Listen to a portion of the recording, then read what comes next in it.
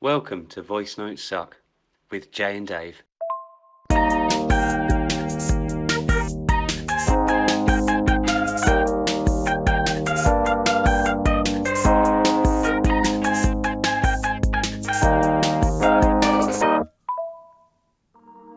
Series 2, Episode 6, AI, Public Opinions and Perspectives.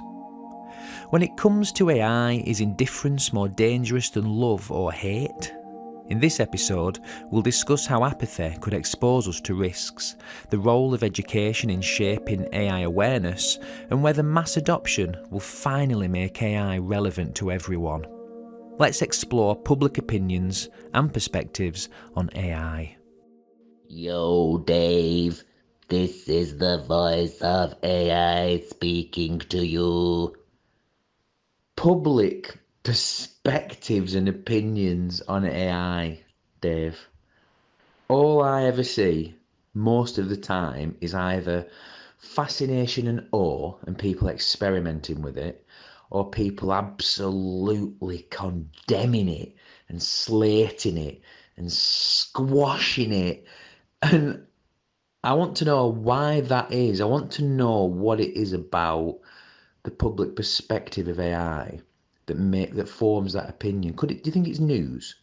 Do you think it could be news articles and news reports, or a lack of understanding? Well, that's a good question to start episode 6 of series 2 with. Yes, I think they are both contributing factors. I think a bigger thing is uncertainty, and I think humans have like those two natural responses to uncertainty. So they either are kind of fully on board and they want to see what happens and they're excited, or they're scared and they're nervous about the potential outcomes. So I think it does lead to those two reactions being the strongest reaction. I think there's a third, and I think it's indifference.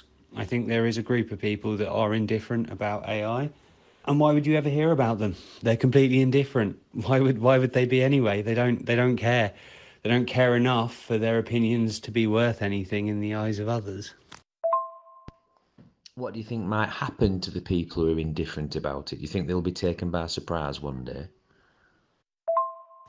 I think they remain indifferent, Jay, and I think they carry on regardless, and I don't think it's of importance to them. I also think that any huge humanity benefits they'll have access to via, the services they use, the companies they use that are all using AI in the background. Yeah, I don't think there's, for those people that are indifferent, I don't think anything changes. I don't think they get left behind, and I don't think they have to deal with some of the consequences of being heavily invested in the technology, either in a positive or negative way. Do you not feel that that's the same kind of apathy people display in regards to voting in a new government, or the way that those large decision makers impact their lives? I don't even know if that made sense, what I said then. Oh my gosh! I think I know where you're going with that. And my question in return is actually, does removing yourself from decisions that you potentially have no control over give you a greater freedom? That's the flip side. Um, what's the impact of that apathy? Smiles would be the biggest thing I could say on that front, I think. It doesn't give you greater freedom if that decision impacts your freedom, though, does it? That's my point there. If you're not prepared to make decisions that could impact your freedom in a major way, then you're not in a position to challenge it when it happens, or complain of anything. But people do all the time. It doesn't mean that you're taking responsibility for a greater freedom that's potentially out there. Might give you greater day-to-day freedom, and in actuality define what that freedom is. You know, the the recent government change in the UK, like, I don't know, less than 25% of the population have voted for this new government. Now, like, I'm in agreement that we needed a change. However, the vast majority of the UK didn't vote for Labour. Yet they will tell you they have a mandate to do things, and people will be empowered and feel like power has been taken away from them for that decision. Whereas if you didn't vote, you're just going along with the flow. I don't know. Maybe we're getting too sidetracked, and maybe we should concentrate on the topic, or maybe we should continue the political discussion. I'm not sure. It's the attitude surrounding the political decisions that the public make that impact how things may progress with AI. I think it's really important. I think people who don't make any decisions and don't get involved with AI will still be affected somehow.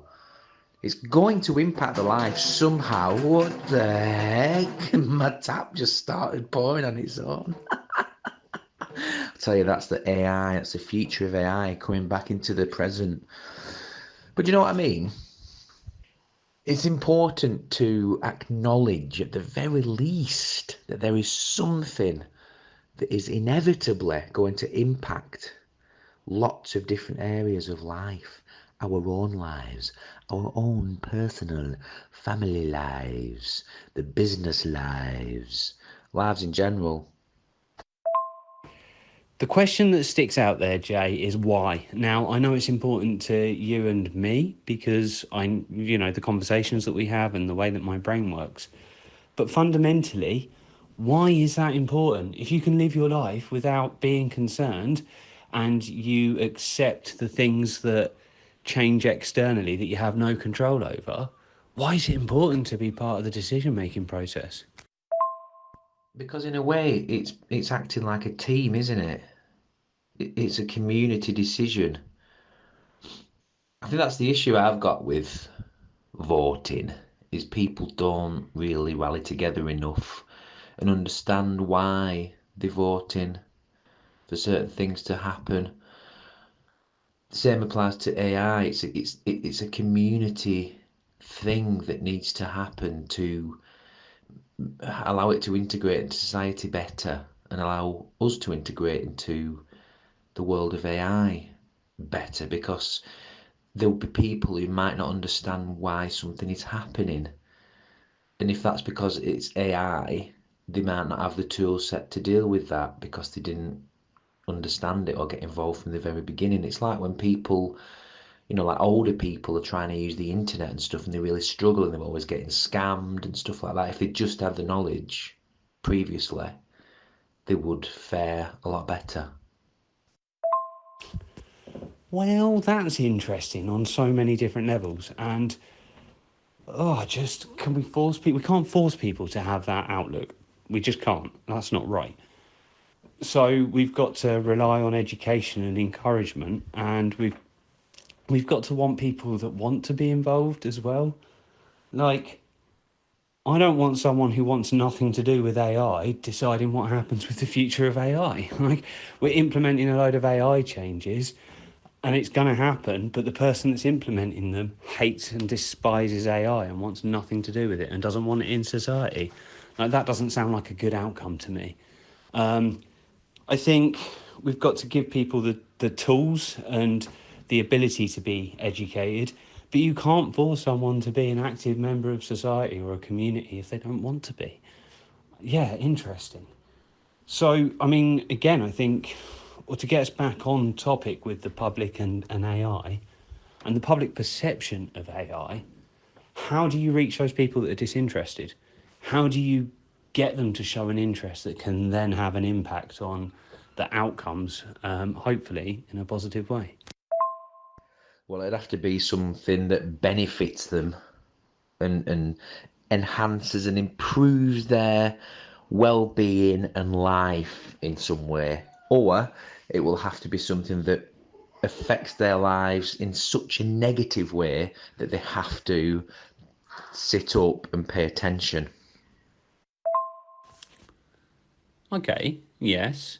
So it would have to be something that was going to shock them, either in terms of an emotional shock or a, sort of shock to their day-to-day life. Is there anything out there right now that you can think of that might provide that shock one way or another?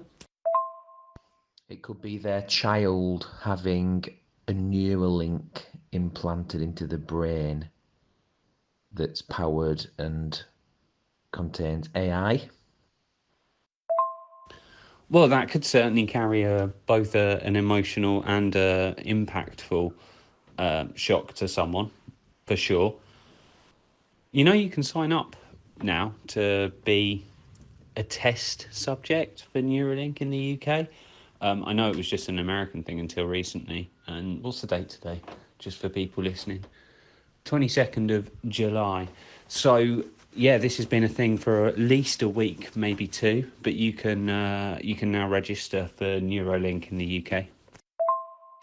Separate to that, I think it happens when we get the AI assistant, when everyone's got their own personal AI assistant and it's interlinked into every bit of technology. So your phone will be listening even more than it currently does, or it'll be hooked into your glasses and you'll have the VR, AR capabilities. And that's when I think that people will no longer be able to be disinterested in AI. Are we talking mass adoption here, though, or mass integration, where it's just forced upon the general public? Was your smartphone mass adoption or mass integration? Because it'll be the same as that. Okay, so I'm replying to this from Fuerteventura, Dave, and thinking about what we've just said, it feels like it's been a very, very subtle marketing activity that's got people to use smartphones, and successful marketing obviously causes mass adoption, doesn't it? Was it marketing or was it convenience? The Yes, obviously marketing was needed to show people the convenience of having a computer in their pocket that could communicate with anyone on a global basis at any time. But was it marketing that promoted the success? I'm sure you could make an argument for and against that. Is it going to be marketing that makes AI fundamentally part of our lives? I mean, it already is fundamentally part of our lives. Like we've spoken about this series. If you do a Google search, if you use speech technology, if you use social media, then AI is a part of your life. Is it going to take? Is it going to take fantastic marketing for people to interact directly with AI via these large language models? And if it is marketing, then the only reason it happens is for profit and to make sales and to drive revenue. And that is a potential risk to AI and humanity rather than the benefit, I feel. Aside from all of that, I love that you've replied to one of these on your holiday and that voice notes suck doesn't feel like work. Otherwise, you wouldn't have done it on holiday. That made me smile on this gloomy Monday UK morning. Well, I'm not on holiday anymore. Back in sunny Britain, actually. It's a nice day today. So the UK public will be using AI in a happy way, won't they? They'll be typing into ChatGPT, create me a sunny scene. Yeah, the weather has an impact on people's moods for sure. No matter where you are or what the day, if it's sunny, people tend to feel better. Do you know what I just found out, Jay? I found out that ChatGPT creates images for anyone now. You don't need to be a paid subscriber. Sure, I only found that out today. And only because I saw somewhere else that ChatGPT was down, and I was about to say, well, no one will be typing anything into ChatGPT today, but it turns out they will be, and it will be working, and it will create rather, rather lovely images. I must say, I'm impressed. Just showed me one option, but yeah, I'm getting distracted by images and ChatGPT. Funnily enough, there's no sun, but it is a sunny day. I just asked for a lighthouse. Haven't the public been able to generate images using Bing, though? Copilot, that uses ChatGPT and DALL-E 3, doesn't it? You are correct. You've always been able to use DALL-E via Bing.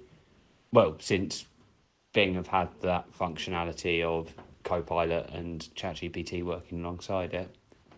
However, there has been like a transparent Bing logo on any of the artwork that's been produced from that.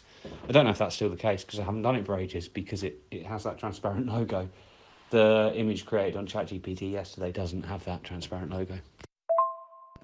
And so, do you have free copyright use of the images then with this free ChatGPT generation? Let me read through the rules that ChatGPT gave me when I asked. Personal use. You're free to use the image for personal purposes. This includes sharing it on social media, using it as a wallpaper, or incorporating it into personal projects. Non-commercial use. You can share the image in non-commercial contexts like a blog post or a school project, as long as you're not selling the image or using it in a product you sell. Commercial use. While you're generally allowed to use the image for commercial purposes, it's important to note that the image was created based on a prompt you provided, and OpenAI terms typically require attribution if used publicly. Additionally, the image should not be used in any way that suggests endorsement by OpenAI. Attribution. If you're sharing the image publicly, especially in a way that will reach a wide audience, it is recommended to credit it as created with OpenAI's assistance or similar. So yeah, them's the rules according to ChatGPT itself. I guess generally, people, the public namely, wouldn't be using those things for commercial purposes anyway, would they? Businesses would, and I guess it's a way to put those people off. And I wonder if there's any kind of legalities for businesses or self-employed people using them in a commercial capacity. We've not seen any cases of that yet, have we? It's a minefield, isn't it, that needs to be explored carefully with regards to AI and terms and conditions for different platforms. In the instance of ChatGPT making images, anyone can use it. Like you can use it commercially, it's not a problem, but there's other ones that you can't use commercially.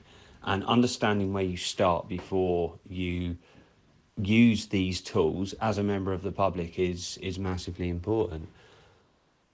Is there any way we can help with that understanding, or do people just need to kind of suck it up and get into the terms and conditions of the stuff that they're using? You tell me a single person in reality, really, that's going to look at the terms and conditions for generating images with AI. Well, I know, but isn't that a potential problem for people that might be using it for commercial use? Like, I'm with you. People aren't going to read it. Most people aren't going to read it. I mean, I read more than I should, but I definitely don't read them all. I mean, read more than I should. I read less than I should. I read more than most. Definitely don't read them all. And yeah, I think it's important, Jay. I think it's important to talk about it and let people know to check, because I think there are so many side hustles and there are so many things that could be businesses without people necessarily realising it. See, I see the general public being a problem with AI, personally. The general public have a tendency to just go along with what they're told, go just to not explore things properly. We lean more towards that now than we did before everything was digital. I was much younger before everything was digital. What are we talking? I was 22 in 2007 when the iPhone came out, so I would have been looking at the world through a different lens, or different lenses, or with different expectations and thoughts and things like that. So I don't know. I don't know if this has always been a problem or if it's been enhanced, but yes, I think it's a problem too. The thing when the iPhone came out was it was like everything was done as much as possible for you. You had to think so minimally that it was just easy to use and you didn't need to research anything on how to use it, just nothing. You could just jump in and start using it. That's my concern with AI and the general public, is that it will be made so simple to use that people won't realise what they're doing with it really, or why it's working, or what the fundamental process is that the AI is going through to get to the end result. And the problem with all of that I can see is that people won't care. That's the issue. People not caring why it's working, just that it's working. Have you got any thoughts on how you make that relevant, how you help them care and show them the reasons why they should care? Is there anything out there at the moment that you think does that or could do that? And are there any things that you would introduce to do that if there isn't anything out there already? I hope that wasn't too many questions in one, and I feel like it was the same question, but I could be wrong. The big companies are doing it anyway, aren't they, dude? You know, Samsung have just brought out the phone with integrated AI. It's all over the adverts. You know, and it's focusing the AI stuff on photos, like taking people out of photos, altering the colours, and doing all the fancy photo stuff. But it's also working the phone. It's one of those scheduling. You get appointments and stuff. I know we've had that already, but it's next level AI, isn't it? You know that these initial stages like the Hey Google stuff and all that is very primitive, really. It doesn't hear your voice properly. It's always making mistakes. But this new generation of AI very rarely makes mistakes in regards to asking it what to do via your voice, and it's always very on point when it comes back. And if that's the way that phones are going, like I said, people are just gonna just seamlessly just be using it just carelessly and without knowledge. They're just gonna use it. Yes, I agree with all of that. If you're concerned about that, and you've got every right to be, but if you're concerned about that, what can we do to mitigate it? Like, that's the question. Otherwise, it's just one of those things that we're going to have to let happen and deal with the outcomes. But if you're passionate about it being a potential issue or a blocker or a problem, then what would you do to stop it being that issue, blocker slash problem? The thing is, these large corporations who are doing this, like Samsung, Google, X, developing all these AI engines, OpenAI, all of them, they don't care. That's the issue. It's not that people, the general public, don't care really. They're just not aware of their compliance with this huge money making operation. Because at the end of the day, if you come up with something new and you can monetize it to the point where you're making billions and trillions of dollars, you cannot tell me that someone will not do that. That is like, you're just going to capitalize on all that. They're going to do it. They are going to do it because there are billions of people on planet Earth. And it's like, right, if we've got billions of people, we're going to make trillions of dollars because we're going to have AI. Jay, it's a pertinent point, and I think, of course it's going to happen. Of course it's going to happen. What can we do to encourage places like this where you can have the conversation without feeling overly judged, where we can encourage people to look at the options available to them, to make sure the programs they're using are adding value, not extrapolating it from them? However, much as I'd love to stay here and talk about this much, much more, we have to finish this episode. We are just over 22 minutes and we are running out of time. So I don't know if you've got any final thoughts, and one of us will be back to summarise shortly, I guess. I think my final thoughts are the public need to be more caring about what they're using. They need to be careful about what they're using, and we need a bit more education into exactly what it is that the AI is doing in these devices and software that people are using, so that we don't all turn into this amalgamous, is that a word? I don't even know if that's a word. Just like a big blob of going along with everything. Either a big blob of going along with everything or everyone feeling the same regarding this, both of which would cause problems, I feel. It's time for a summary, Jay. Time for a summary. I want to talk about the impact of apathy, the role of education, and mass adoption. Indifference towards AI could have significant consequences. While some may see apathy as a form of freedom, the lack of engagement and understanding could expose people to risks. This raises the question, should we be more concerned about those who are indifferent to AI than those who love it or hate it? In regards to education, while we can provide people with the tools and information to understand AI, we cannot force them to care.